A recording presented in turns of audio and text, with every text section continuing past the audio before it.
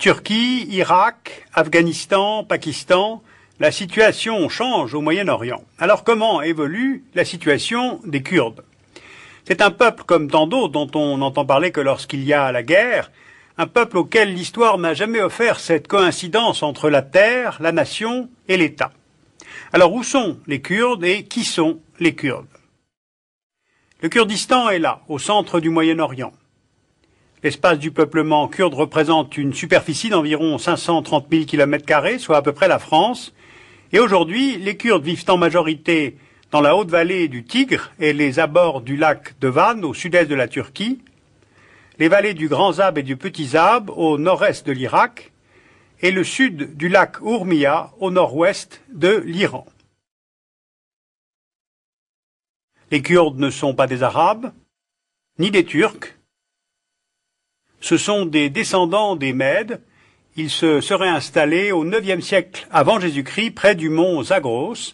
Ils parlent une langue proche du persan et ils seraient aujourd'hui entre 25 et 33 millions selon les chiffres. Et c'est là de toute façon un chiffre important. Je vous rappelle que les Palestiniens, autres peuples sans État, sont environ 4 millions. Cette région du Kurdistan est successivement occupée par les Arabes, les Mongols, les Perses, puis à partir du XVIe siècle par les Ottomans. La région devient pendant plusieurs siècles une province ottomane. Le grand Saladin, connu pour avoir unifié l'islam contre les croisés, est un Kurde. C'est lui qui a fondé au XIIe siècle la dynastie kurde des Ayyoubides. En 1918, les Ottomans sont vaincus par la France et le Royaume-Uni et l'Empire ottoman est démantelé. Au nord, Mustafa Kemal tente de former un État turc moderne. Pour cela, il demande l'appui des leaders kurdes, notamment dans la lutte contre les Arméniens. Il promet aux Kurdes l'autonomie, et cette promesse est d'ailleurs inscrite dans le traité de Sèvres de 1920. Au sud, donc côté Moyen-Orient arabe, les gouvernements anglais et français, qui ont chacun un mandat de la Société des Nations, vont remodeler le Moyen-Orient en fonction de leurs intérêts. C'est en 1920 que sont dessinées les frontières d'un futur État qui s'appellera l'Irak.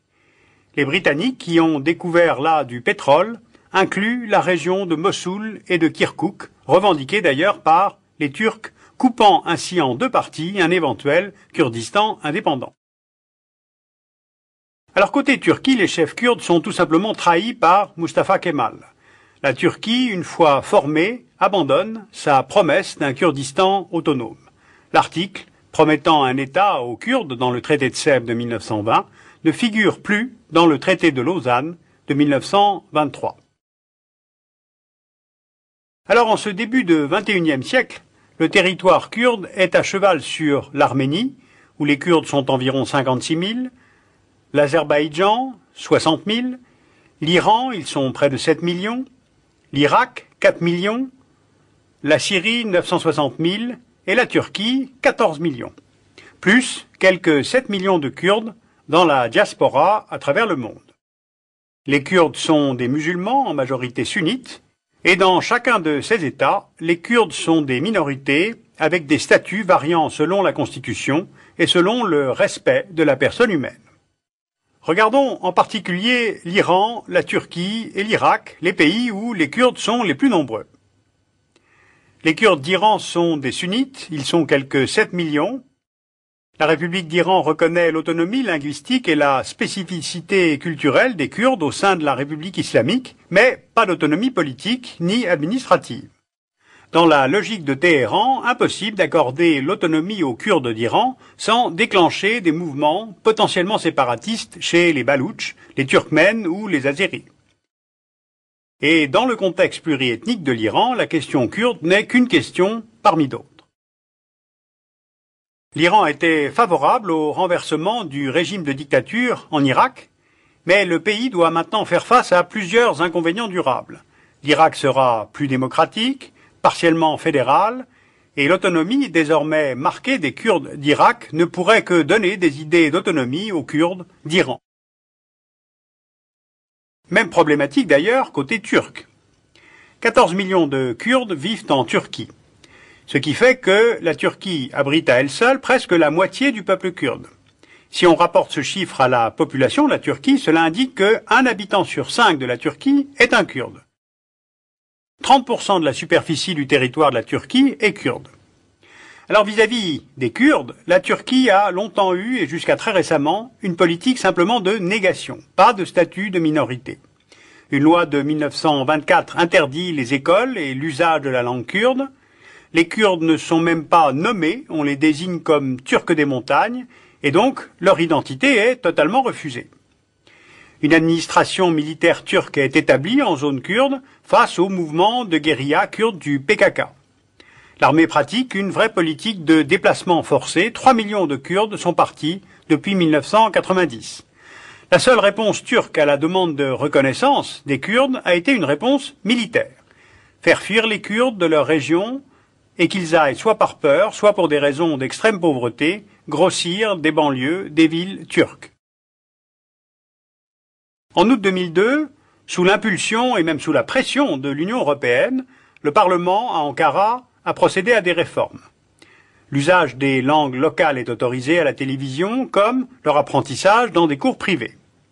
Le pays a aboli la peine de mort applicable au leader kurde Öcalan. Enfin, il y a eu levée de l'état d'urgence qui était en vigueur dans cette région depuis 1987. Alors évidemment, la nouvelle donne dans l'Irak de 2003 inquiète la Turquie. Car les nationalistes turcs n'ont jamais accepté la perte du vilayat de Mossoul dans les années 20, mais aussi parce que la Turquie redoute qu'un Kurdistan autonome en Irak donne des idées aux Kurdes de Turquie ou bien serve de base de repli au mouvement de guérilla autonomiste kurde. C'est là une nouvelle source de tension américano-turque, non seulement à cause du refus d'Ankara de soutenir militairement la coalition américano-britannique, mais aussi parce que les Kurdes d'Irak ont créé un fait accompli en s'installant militairement et administrativement à Mossoul et à Kirkouk. Alors comment les choses peuvent-elles évoluer en Irak? On se souvient peut-être que la ville kurde de Halabja, vers la fin de la guerre Iran-Irak, avait été bombardée au gaz par les troupes de Saddam Hussein, faisant quelques 5000 morts. Depuis ce massacre, depuis la fuite des Kurdes d'Irak vers la Turquie à la fin de la guerre du Golfe de 1991, une grande partie du Kurdistan irakien échappe à l'autorité administrative de Bagdad.